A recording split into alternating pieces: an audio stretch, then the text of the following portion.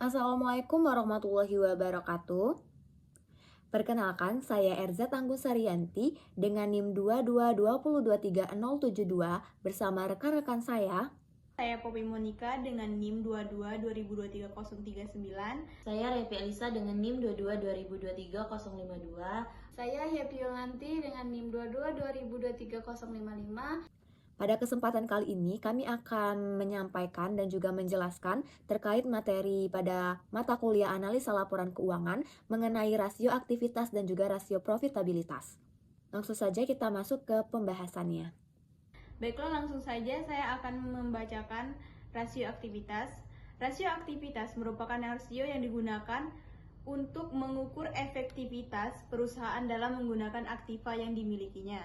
Tujuan rasio aktivitas untuk mengukur berapa lama penagihan piutang selama satu periode. Yang kedua, untuk mengukur hari rata-rata penagihan piutang di mana hasil perhitungan ini menunjukkan jumlah hari piutang tersebut rata-rata tidak dapat ditagih. Yang tiga, untuk menghitung berapa hari rata-rata sediaan tersimpan dalam gudang. Selanjutnya yang keempat, untuk mengukur berapa kali dana yang ditanamkan dalam modal kerja berputar dalam satu periode. Yang kelima, untuk mengukur berapa kali dana yang ditanamkan dalam aktiva tetap berputar dalam satu periode. Yang keenam, untuk mengukur penggunaan semua aktiva perusahaan dibandingkan dengan penjualan. Selanjutnya, manfaat rasio aktivitas itu ada dalam bidang piutang, ada dalam bidang sediaan, dalam bidang aktiva dan penjualan, dalam bidang modal kerja dan penjualan. Selanjutnya yaitu jenis-jenis rasio aktivitas yang memiliki 5 jenis, yaitu yang pertama perputaran piutang. Perputaran piutang merupakan rasio yang digunakan untuk mengukur berapa lama penagihan piutang selama satu periode. Dengan rumus penjualan kredit dibagi dengan rata-rata piutang, hasilnya yang akan dibulatkan. Ada contoh penjualan 5.950 dibagi dengan piutang 550, hasilnya dibulatkan menjadi 12 kali. Selanjutnya yang kedua yaitu perputaran sediaan. Perputaran sediaan merupakan rasio yang digunakan untuk mengukur berapa kali dana yang ditanamkan dalam sediaan ini berputar dalam satu periode. Rumusnya yaitu harga pokok barang yang dijual dibagi dengan sediaan. Contohnya yaitu penjualan 5.950 dibagi dengan sediaan 250, hasilnya dibulatkan menjadi 24 kali. Yang ketiga yaitu perputaran modal kerja. Perputaran modal kerja atau working capital turnover merupakan salah satu rasio untuk mengukur atau menilai keefektivitasan modal kerja perusahaan dalam periode tertentu. Rumusnya yaitu penjualan bersih dibagi dengan modal kerja rata-rata. Contohnya yaitu penjualan bersih 5.950 dibagi dengan total aktiva lancar 1.640, hasilnya dibulatkan. Yang keempat yaitu fixed asset turnover, yaitu merupakan rasio yang digunakan untuk mengukur berapa kali dana yang ditanamkan dalam aktiva tetap berputar dalam satu periode, yaitu rumusnya menggunakan penjualan dibagi dengan total aktiva tetap. Contohnya yaitu penjualan 5.950 dibagi dengan total aktiva tetap 2.400, hasilnya dibulatkan menjadi 2,5 kali. Selanjutnya yang kelima yaitu yang terakhir, total asset turnover merupakan rasio yang digunakan untuk mengukur perputaran semua aktiva yang dimiliki oleh perusahaan dan mengukur berapa jumlah penjualan yang diperoleh dari tiap rupiah aktiva. Dengan menggunakan rumus penjualan dibagi dengan total aktiva, contohnya yaitu penjualan 5.950 dibagi dengan total aktiva 4.200, yaitu hasilnya dibulatkan menjadi 1,42 kali. Selanjutnya ini hasil dari contoh pengukuran. Yang pertama itu receivable turnover pada tahun 2005 12 kali, pada tahun 2006 15,5 kali. Menggunakan standar industri 15 kali. Yang kedua inventory turnover pada tahun 2005 24 kali, 2006 18 kali dengan standar industri 20 kali. Yang ketiga yaitu working capital turnover pada tahun 2005 3,7 kali, 2006 4,2 kali menggunakan standar industri 6 kali. Yang keempat yaitu Fixed Asset Turnover pada tahun 2005 2,5 kali, 2006 2,2 kali, dengan standar industri 5 kali. Selanjutnya yang kelima yaitu yang terakhir Total Asset Turnover pada tahun 2005 1,42 kali, yang pada tahun 2006 1,38 kali, dengan standar industri 2 kali. Materi selanjutnya yaitu rasio profitabilitas. Rasio profitabilitas sendiri adalah rasio untuk menilai kemampuan perusahaan dalam mencari keuntungan. Rasio ini memberikan ukuran tingkat efektivitas manajemen suatu perusahaan. Rasio profitabilitas sendiri memiliki 6 tujuan. Yang pertama yaitu untuk mengukur atau menghitung laba yang diperoleh perusahaan dalam satu periode tertentu. Dan yang kedua yaitu untuk menilai posisi laba perusahaan tahun sebelumnya dengan tahun sekarang. Yang ketiga yaitu untuk menilai perkembangan laba dari waktu ke waktu. Dan yang keempat itu yaitu untuk menilai besarnya laba bersih sesudah pajak dengan modal sendiri. Selanjutnya yaitu untuk mengukur produktivitas seluruh dana perusahaan yang digunakan, baik modal pinjaman maupun modal sendiri. Selanjutnya yaitu manfaat rasio profitabilitas, yaitu memiliki 5 manfaat. Yang pertama, mengetahui besarnya tingkat laba yang diperoleh perusahaan dalam satu periode. Dan yang kedua yaitu mengetahui posisi laba perusahaan tahun sebelumnya dengan tahun yang sekarang. Yang ketiga yaitu mengetahui perkembangan laba dari waktu ke waktu. Dan yang keempat yaitu mengetahui besarnya laba bersih sesudah pajak dengan modal sendiri.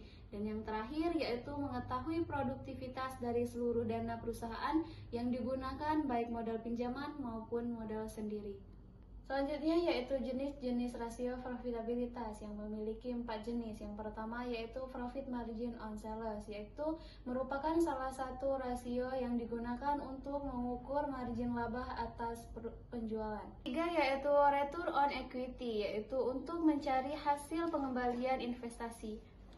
Dan yang terakhir yaitu laba per lembar saham, yaitu merupakan rasio untuk mengukur laba bersih sesudah pajak dengan modal sendiri. Baiklah, langsung saja kita masuk ke rasio yang pertama, yaitu rasio profit margin on sale, di mana pengukuran ini dilakukan dengan cara membandingkan laba bersih setelah pajak dengan penjualan. Kita ke rumus yang pertama, yaitu rumus dari margin laba kotor atau profit margin, di mana rumusnya adalah penjualan bersih dikurangkan harga pokok penjualan dibagi dengan penjualan. Di sini kita lihat terdapat contoh data komponen laporan keuangan pada tahun 2005 dan 2006 pada penjualan dan harga pokok penjualan. Langsung saja kita masukkan untuk tahun 2005 itu terdapat penjualan bersih sebesar 5.950 dikurangkan dengan harga pokok penjualan sebesar 4.050 lalu dibagikan dengan penjualan yaitu sebesar 5.950. Lalu kita dapatkan hasil 0,319, kita kalikan 100 sehingga setelah dibulatkan mendapatkan hasil 32%. Lalu selanjutnya kita masukkan dengan rumus yang sama untuk tahun 2006 sehingga kita mendapatkan profit margin sebesar 31%. Yang kedua yaitu adalah menghitung margin laba bersih dengan rumus earning after interest and tax atau laba setelah pajak dan bunga dibagikan dengan sales atau penjualan. Di sini dapat kita lihat data komponen laporan keuangan pada tahun 2005 dan 2006 pada penjualan dan juga laba setelah pajak dan bunga.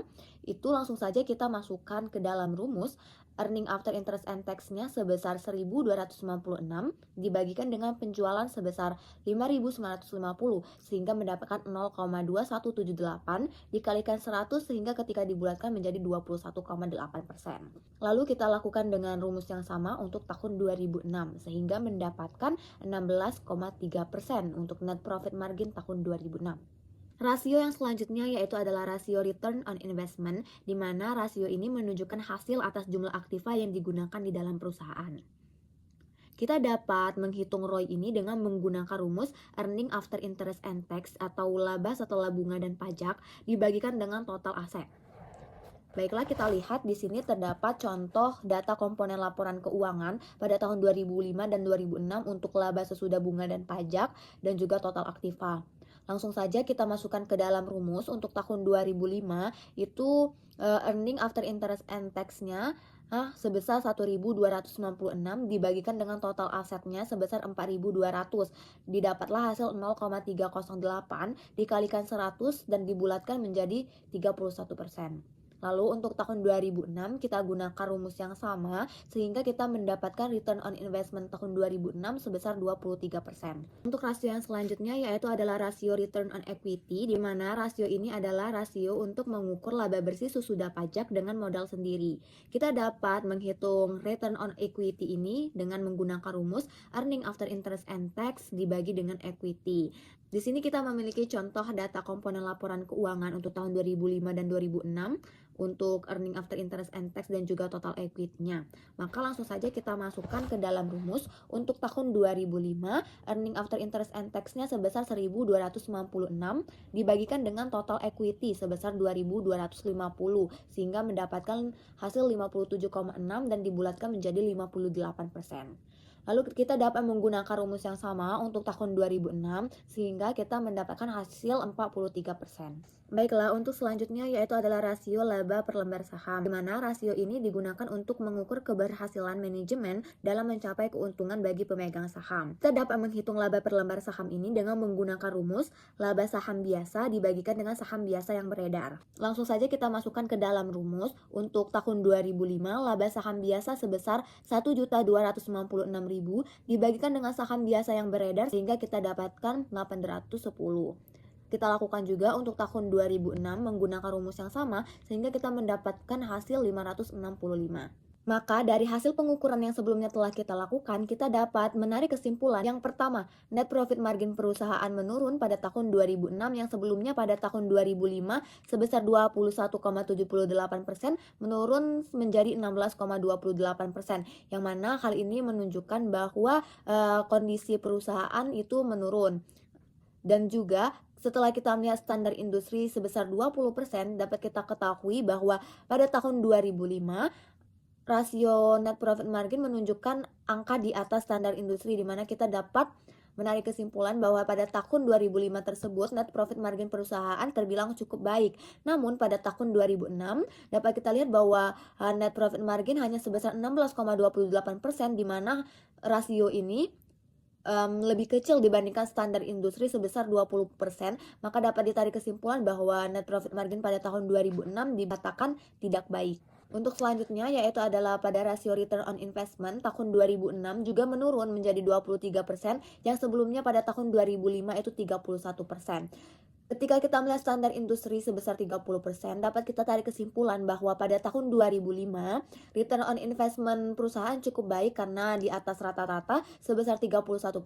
Namun pada tahun 2006, return on investment perusahaan tidak baik karena di bawah rata-rata standar industri sebesar 30% yaitu hanya di angka 23%. Dan selanjutnya untuk return on equity juga melakukan penurunan pada tahun 2006 menjadi 43% yang sebelumnya pada tahun 2005 yaitu adalah 57,60%, di mana ketika kita membandingkan dengan standar industri sebesar 40%, maka dapat kita katakan return on equity baik tahun 2005 dan 2006 itu adalah cukup baik karena berada di atas rata-rata yaitu 40%. Baiklah, mungkin itu saja yang dapat saya dan rekan saya jelaskan mengenai rasio aktivitas dan juga rasio profitabilitas. Mungkin selama penyampaian kami masih terdapat banyak salah kata, kami minta maaf kepada Allah, kami mohon ampun. Kami akhiri, wassalamualaikum warahmatullahi wabarakatuh.